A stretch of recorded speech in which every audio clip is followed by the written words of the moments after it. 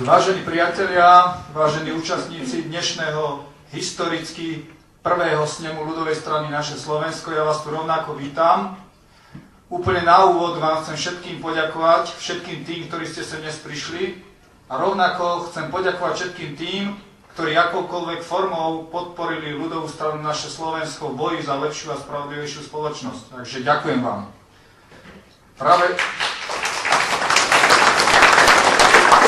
Práve odvážni ľudia, ako ste vy, ale aj ľudia, ktorí sa neboja verejne prezentovať svoj názor, nám dodávajú odvahu a silu ísť ďalej aj v týchto pre národ ťažkých časoch, keď sú prenasledovaní štátnou mocou skutoční národovci. A tu by som rád zdôraznil, že za skutočných národovcov jednoznačne nemôžeme pokladať a považovať zlodejov a zradcov zo Slovenskej národnej strany. Takže priatelia, dnešný deň sme sa tu teda stretli najmä preto, aby sme spoločne ukázali všetkým slušným pracujúcim ľuďom, že ľudová strana Naše Slovensko tu stále je, že ľudová strana Naše Slovensko sa nevzdáva a ľudová strana Naše Slovensko bude naďalej bojovať proti všetkým škodcom slovenského národa, ako sú skorumpovaní politici, sudcovia, rôzni kriminálnici, ako aj asociálni cigánsky paraziti. Rok 2010 je za nami. Aj keď mnohí nepriatelia slovenského národa a európskej civilizácie tvrdia, že pre ľudovú stranu Naše Slovensko to bol rok neúspešný, neverte im. Nenechajte sa odradiť týmito pesimistickými a porazeneckými klamstvami, pretože práve to chcú naši nepriatelia, ktorí potrebujú, aby sme my, slovenskí nacionalisti, stratili svoju vieru v lepšiu budúcnosť. Netvrdím, že sme počas uplynulého roka neurobili chyby, ale pravda je taká, že kto nič nerobí, ten nič nepokazí. Dovolím si tiež tvrdiť, že najmä mnohí z našich kritikov by si mali uvedomiť, že dnes je už zbytočné hrať sa na nejakú lavicu alebo pravicu, alebo hrať sa na malých, nekompromisných vodcov, neschopných spolupráce. Veď pokiaľ takíto malí vodcovia nie sú schopní priamo ovplyvniť, čo sa dnes na Slovensku deje, ich existencia je takmer zbytočná. Nejednota a neschopnosť spolupráce nás všetkých bude zase len stáť zbytočne vynaloženú energiu, čas a peniaze. Rovnako musíme byť opatrní, aby sme nenaleteli zbytočným rozbíjačom a kritikom, ktorí sa tak radi označujú za aktívnych nacionalistov. Väčšinou sa jedná o neschopných intelektuálov, ktorí majú len plnú hubu rečí miesto skutkov. Každý jeden z nich má dnes šancu ukázať sa a pridať sa k nám, pretože ľudová strana Naše Slovensko neodmieta spoluprácu. Slovenky, Slováci, história sa znovu opakuje. Opäť je tu doba, keď slovenský národ od nebezpečenstva, zotročenia a zániku môže ochrániť len jednota. Prišiel čas, ale aby sme sa my konečne poučili z histórie, pretože iba jednotný slovenský národ môže prežiť tak, ako nám to odkázal Svätopluk. Práve s ohľadom na dnešné stretnutie a na to, čo sa dnes na Slovensku deje, keď často ohováranie a pesimizmus v našich radoch strieda porazenectvo, pokladám za vhodné pripomenúť nám všetkým odvahu a múdrosť našich predkov. Veď mnohí zo Slovákov napriek tomu, že vidia, že Slovensko po roku 89 ovládla banda podvodníkov, vie iba plakať a nadávať od stola pri pive. Tí najväčší pesimisti dokonca tvrdia, že náš boj už nemá význam. Nezabúdajme na to, že ak by si to isté v minulosti povedali veľké osobnosti našej histórie ako Ľudovít Štúr, Milan Rastislav Štefánik, doktor Jozef Tiso alebo Andrej Hlinka, tak slovenský národ by tu dnes už nebol. Práve odvaha týchto velikánov slovenskej histórie môže byť dnes v týchto pre národ ťažkých časoch inšpiráciou. Veď naše Slovensko je opäť ohrozené, ale tými najnebezpečnejšími nepriateľmi, vnútornými nepriateľmi. Nastal čas, keď každý jeden z nás môže spraviť niečo pre budúcnosť slovenského národa. Každý jeden z nás dnes stojí pred rozhodnutím, či pôjde i naďalej cestou pasivity a zdržanlivosti, alebo si zvolí cestu aktívnych činov. Pasívna cesta už ukázala svoju nepotrebnosť. Dôkazom tejto nepotrebnosti je stav, v akom sa dnes Slovensko nachádza. Náš národ čelí totálnemu morálnemu úpadku v podobe šíriacich sa drog, homosexuality, egoizmu a promiskuity. Vysoko postavení politici sa nám smejú do očí a beztrestne si klamú a kradnú. A k tomu všetkému asociálni cigánsky paraziti sa naďalej neúnosne rozmnožujú, keď robia dementné deti a pritom si veselo vraždia, kradnú a znásilňujú. O tom, aké to je žiť v blízkosti asociálnych parazitov, sa už dnes dozvedáme od mnohých Slovákov, a to najmä žijúcich na východe Slovenska. Veď práve na východe Slovenska sa postupne paraziti stávajú väčšinou. Je to strašné, ale mnohí Slováci sú už dnes vo vlastnom štáte na tom horšie ako cudzinci, keď musia žiť v každodennom strachu o svoje majetky, zdravie, životy a strachu o životy svojich blízkych. Je dokázateľné, že práve vysoká pôrodnosť asociálov onedlho spôsobí, že z východu Slovenska sa stane postupne cigánska republika.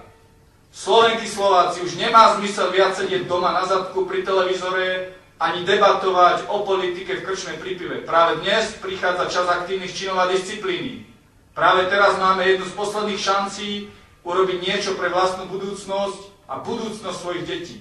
Nezostáva nám ale už mnoho času, preto Slovenky, Slováci, neváhajte a pridajte sa k nám. Spoločne povedzme všetkým škodcom slovenského národa: dosť bolo korupcie, dosť bolo zlodejstva, dosť bolo rodinkárstva, dosť bolo tolerancie cigánskej kriminality. Rovnako pokladám za dôležité tu dnes pripomenúť, a to najmä s ohľadom na klamstvá, ktoré šíri špinavá mediálna propaganda. Ľudová strana Naše Slovensko nie je len o cigánskom probléme. Ľudová strana Naše Slovensko má záujem ovplyvniť všetky významné oblasti slovenskej spoločnosti, či už sa jedná o zahraničnú politiku, oblasť ekonomiky, poľnohospodárstva, kultúry, vzdelávania, problémy súdnictva, zdravotníctva, problémy polície, ale aj o problémy zamestnanosti a bytovej výstavby. Čo sa týka rodinkárstva a zamestnanosti, tak je dnes absolútne choré, v akom stave sa nachádza verejná správa. Stačí, ak sa pozrieme do radov polície a na fungovanie súdnictva a rôznych úradov. Takmer celá štátna správa je dnes doslova prepchatá neschopnými darmožráčmi, dosadenými len na základe známostí, rodinkárstva a politiky. A čo je horšie, veľmi často sa takíto neschopní hlupáci dostávajú na vysoké posty, pričom za nič robenie dostávajú vysoké platy a odstupné.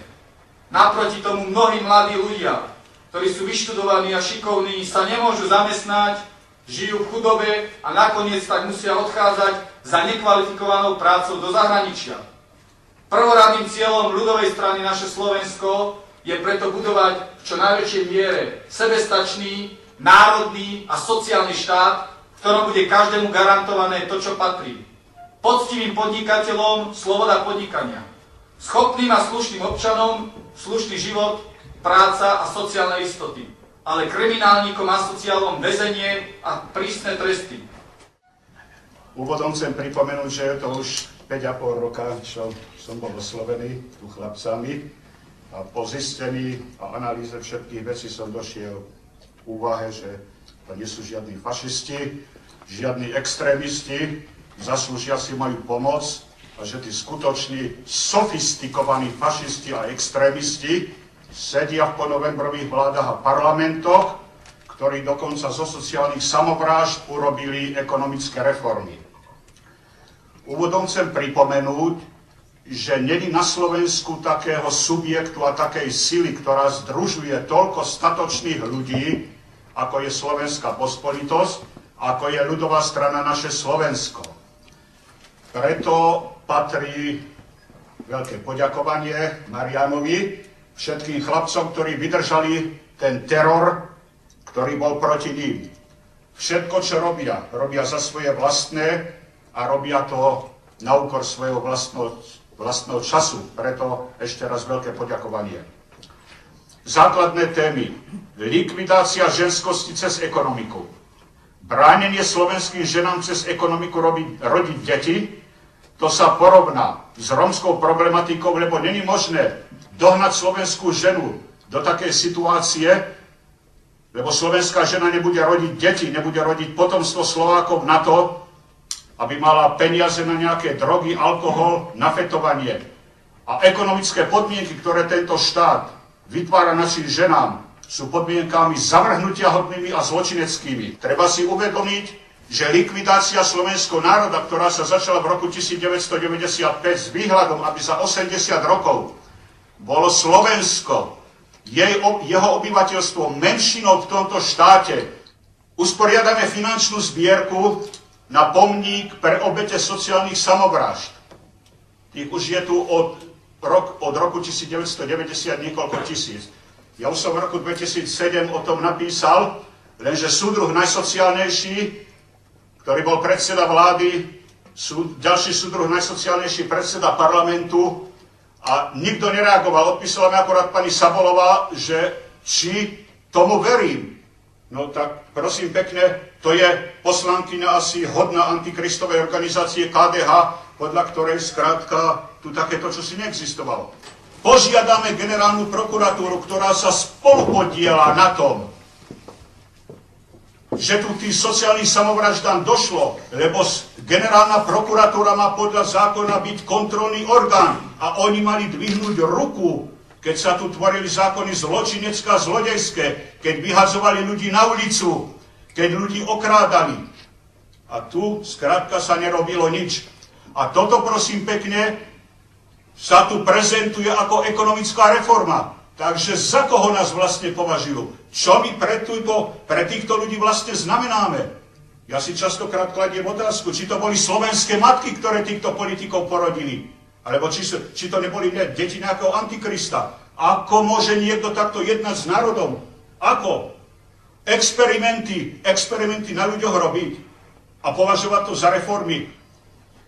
My sa s tými transparentmi postavíme a napríklad tam bude: vysoká politika nesmie byť najorganizovanejšou zločineckou a zlodejskou profesiou. Alebo je nemysliteľné, aby ekonomické zločiny a zločiny proti ľudskosti sa tu prezentovali ako ekonomické reformy. Veď to je hrubá urážka slovenského národa. Tak tu povie prezident Gašparovič, že za 1200 rokov sme nedosiahli to, ako keď sme sa osamostatnili, ale veď my sme za 20 rokov stratili to, čo sme nadobudli za 1200 rokov. To potom o čom je to tu? Alebo ďalší transparent. Prečo za chyby politikov musia trpieť nevinní občania? A dneska sa ukázalo, že je to pravda, že my máme dve hluché generácie, že my máme mladých ľudí, ktorí si nevážia starobu. Čo toto je za systém, kde starý človek je považovaný za zbytočného? To čo má byť toto? A kto povie pravdu, že bude extrémista, fašista, nacionalista, alebo či ja neviem, ako to budú volať. Čiže my sa budeme dnešným dňom ináč brániť. Nikto už nebude si o nás obtierať hubu. Nikto. Ja som 3-krát už upozornil generálneho prokurátora, ktorý dal návrh na rozpustenie Slovenskej pospolitosti za písané slovo. Ale prosím pekne, vám prečítam, ako sa tu vraždí v mene politických strán a generálna prokuratúra mlčí. Mlčia všetci. Na kongrese v Trnave bola Dzurindovou Slovenskou demokratickou koalíciou dňa 4. júla 1998 schválená zmluva s občanmi Slovenska, keď v bode číslo 9 sa hovorí: zastaviť ohrozovanie života a zdravia občanov zvýšením finančných prostriedkov na zdravotníctvo. Aká bola ale realita? Po 6 rokoch vládnutia vtedajší minister zdravotníctva Rudolf Zajac v nočných dialógoch Slovenského rozhlasu dňa 23.4.2004 priznal, že na Slovensku zomierajú ľudia, ktorých by bolo možné zachrániť, no na prístroje chýbajú peniaze. Prosím pekne, to isté priznali v diskusnej relácii TV7 začiatkom januára 2005 vtedajší minister hospodárstva Pavol Rusko a poslanica HDS Tibor Mikuš. Ja sa pýtam, kde boli tí mimovládne organizácie, kde bol tretí sektor, kde boli tí prostitúti a sluhovia z generálnej prokuratúry, prečo tedy všetci mlčali, kde bol súdruh najsociálnejší Fico, kde všetci mlčali, pravica, lavica, kde bol Slota, kde bol Mečiar. Tu sa likviduje národ a každý mlčí.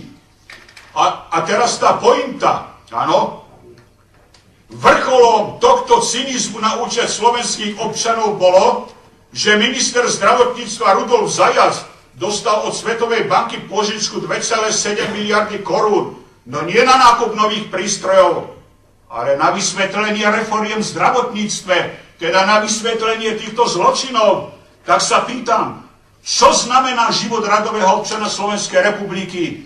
Takže konec, padlo, pokiaľ to zdravie mi bude slúžiť. Neexistuje, aby kto si na ľudovú stranu alebo slovenskú pospolitosť dával nálepky fašisti, extrémisti.